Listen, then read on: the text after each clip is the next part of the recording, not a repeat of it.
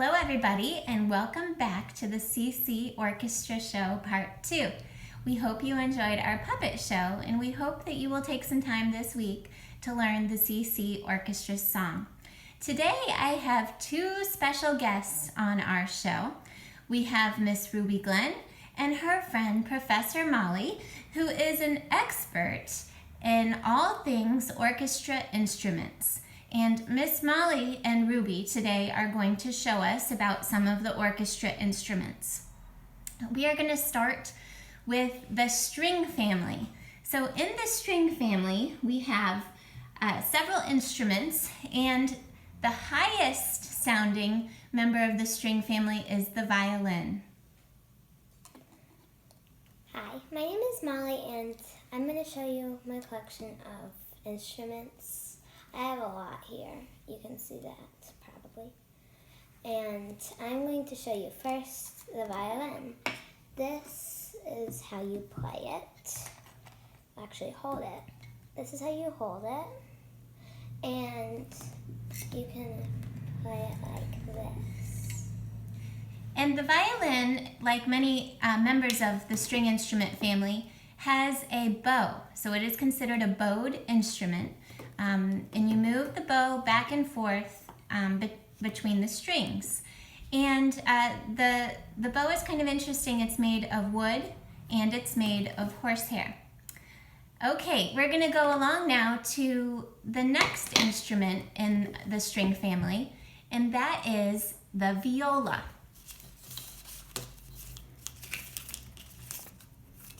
The viola is a little bit bigger than the violin, not by much, but just by a little. It also has a bow, and its sound is deeper than the violin. Now we'll move to the cello. The cello is much bigger, so it's not exactly to scale with Professor Molly. When you play the cello, you sit down, and the cello has an end pin at the very bottom of the instrument, which holds onto the floor. And so you sit and you bow it, but you bow it sideways. So that's a little bit different. The biggest, well, maybe not the biggest, one of the biggest instruments of the string family is the string bass, also called the double bass. Now, the double bass is taller than its player. It's huge. It is like the Papa Bear of the string family. And it does have a bow, but often the string bass player will pluck it and make it sound that way. Another very large member of the string family is the harp. The harp is a beautiful instrument with many strings, and you pluck its strings, and I'm sure you have all heard a harp before. Okay, so those are some instruments of the string family. We're going to go next to some instruments in the woodwind family. We'll start first with the flute. And the flute has a little hole that you blow air over and produce sound. We don't have an example of a real piccolo, but a piccolo is simply it's a shorter flute, and it has a much higher pitch. Next, we will go on to the saxophone. This is a surprising member of the woodwind family because a saxophone is actually made out of metal. So you would expect that it would be in the brass family, but it is in the woodwind family. Woodwinds, many woodwinds have something called a reed or a double reed, which is a thin piece of wood. Ruby is demonstrating with her finger, that the musicians put into the mouthpiece. And interestingly, learning to make reeds is an important part of being a woodwind musician. Next, let's go on to the bassoon. In real life, the bassoon is much larger. It's very long and reaches about to the floor when a musician is playing it. It has a deep sound and was often used to play the bass line or the lowest part of the music in the classical and Baroque periods. We also have the oboe, and the oboe is interesting. First of all, it makes a beautiful sound, but the oboe, could you tilt it this way a little bit? There you go. The oboe is the instrument that tunes the orchestra. So the concert master or the first violinist in the first violin section of the orchestra will stand up and ask the oboe to give an A, and the oboe will give an A, and everybody will tune to that A. So the oboe has a really important job. Okay, and we also have a clarinet. And as you can see, the clarinet is played like Molly is playing it. And the clarinet has a really lovely mellow sound, which you'll be hearing in this week's listening.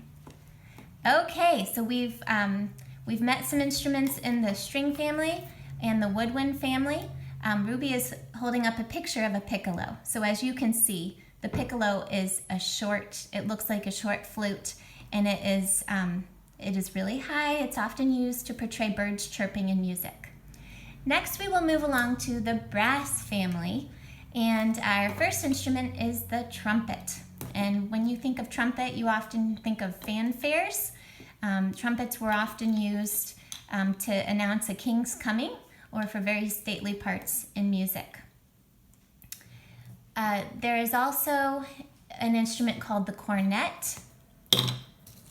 And the cornet is one of the smaller instruments. As you can see, the piping, there's a little bit more piping around, and it has, it's smaller. And then we're going to go on to the French horn, which I love the shape of the French horn. And the French horn has it's a very kind of a round, mellow sound, and it's really hard to play. Then we have our huge member of the brass family, the tuba. The tuba makes a huge sound, as you can imagine, and it often plays the bass line. It often plays pa, pa, pa, or similar sounding parts of orchestra music. And our last section of the orchestra is our percussion section. And our first instrument, which Ruby's going to show you, is the red snare drum. And our helper Molly over here is playing snare drum the way that it would be played if you were in a marching band. In orchestra, the snare drum would have like a stand underneath it, and you would use drumsticks to hit it. Thank you, Miss Molly. We also have the bass drum, and the bass drum has a very, very deep and low noise when it is played. We also have cymbals, which are made of metal. They clang together, and they're often used in orchestra music when it's a very jubilant sound or exciting, often at the end of pieces. Our next instrument is it's actually a tuned percussion instrument, which makes it a bit unique. It actually has two names. It is called the timpani. It is also called the kettle drums.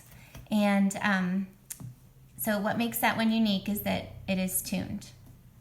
There are many, many percussion instruments, more than we can show you today. There's also the castanets, which is a very small percussion instrument. There you go. And it's kind of like mini cymbals that you use with your fingers. And so I'm sure you've heard a cowbell. I'm sure you've heard a triangle. I'm sure that you've heard instruments like marimbas and xylophones. Those are all members of the percussion family. And in orchestra, what's really unique about percussionists is that they play many instruments. So if you're a violinist in the orchestra, you would only play violin. But if you're a percussionist in the orchestra, you would play probably I would guess you would need to know about 20 instruments. Many of them are smaller, but depending on what the composer wrote in that song is what you would play. Okay, so that brings us to an end of this part of our orchestra show segment. And thank you very much, Molly and Ruby. For our next, for the listening part today, I want you to listen to a real orchestra, which is going to introduce each of the families and each of the instruments and give you a chance to hear how they sound. We're going to use a wonderful piece of music written by a man named Benjamin Britten. And this piece is called The Young People's Guide to the Orchestra. I hope you enjoy it. It should be the next video on the CC YouTube channel.